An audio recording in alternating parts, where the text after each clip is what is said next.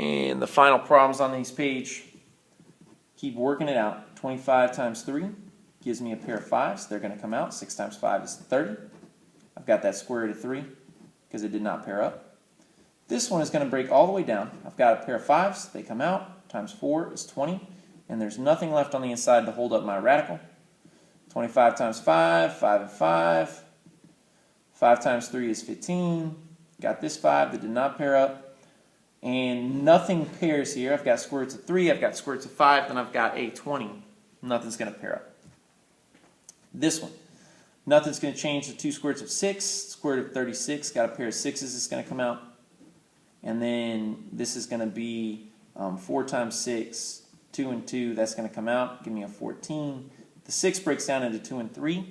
I've got no pairs, so I'm going to leave those together. So that'll be 14 square roots of 6. So 2 minus 14 gives me negative 12 square roots of 6. This constant value is going to stay because there's no other constant values to change it. 23. 3 times square root of 25. The square root of 25 is 5. Nothing left. So I'll have 3 times 5. I've got 5 square roots of 6. And then minus the square root of 9, which I know to be 3. You'll have a pair of 3s. You'll have nothing left. 15 minus 3 is 12. And then I'll have 5 square roots of 6. This one.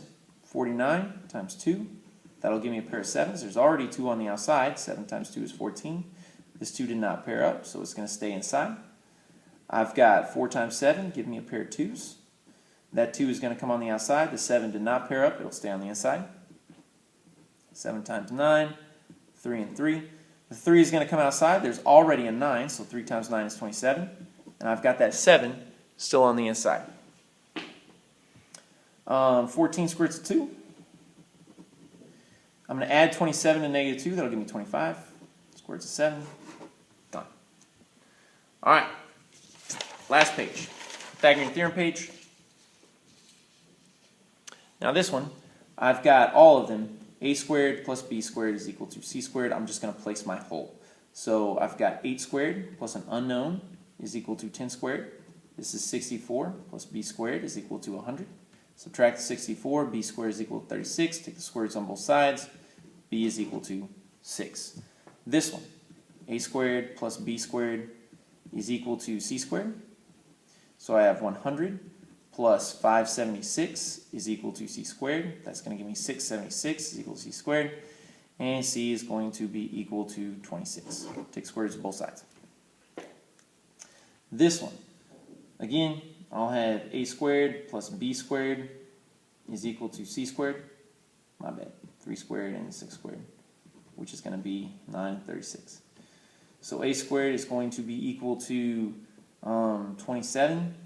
A is going to be equal to, and I had to write this down because it's a calculator problem, 5.2. This one, I've got 1 squared plus 2 squared is equal to c squared.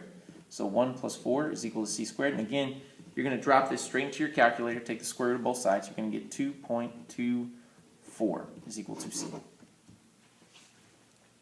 Next problem. James does not want to drive through the city. Sally just wants to go home. To go around the city, James is going to drive due north for 12 miles. And then he's going to go west and drive for 9. And Sally is just going to go straight across. We want to know how many more miles is it around the city. So James is going to go a total of, what is that, 21? James is going to go a total of 21 miles, 12 plus 9. We need to find out how far Sally drives. So that's going to be a squared, because again, right angle right there, a squared plus b squared is equal to c squared. In this case, it's going to be x. 144 plus 81 is equal to x squared. So she drove the square root of 225. It's going to be 15. So he went 21 miles to go around the city. She went 15 miles to cut straight through. How many more miles? 6 more miles. Looks good. This last one, I've got a tree and a house. Get some windows up there. Get a window by the door. Just be safe. Now, Timmy is going to cut down this tree.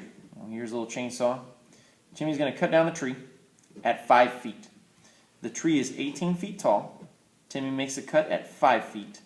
That means there are 13 feet to fall over from the stump. We want to know how far away that's going to land if it's still attached here at the stump. Now his house is 15 feet away. So what I'm going to do is draw myself a triangle. This is how tall the stump is. Is that on? This is how tall the stump is, 5. The tree is going to fall over 13 feet of it. We need to know how far away it's going to land. So I'll have, this again is an a squared plus b squared equals c squared situation. I have 5 squared plus an unknown distance is equal to 13 squared. 25 plus x squared is equal to 169. X squared is going to be equal from 144, subtracting 25. So that x is going to be 12. It's going to land 12 feet away. Timmy's house is 15. Is he in danger? No. How do you know? Only 12 feet. That's how far the tree is going to fall. Only 12 feet away. That's it.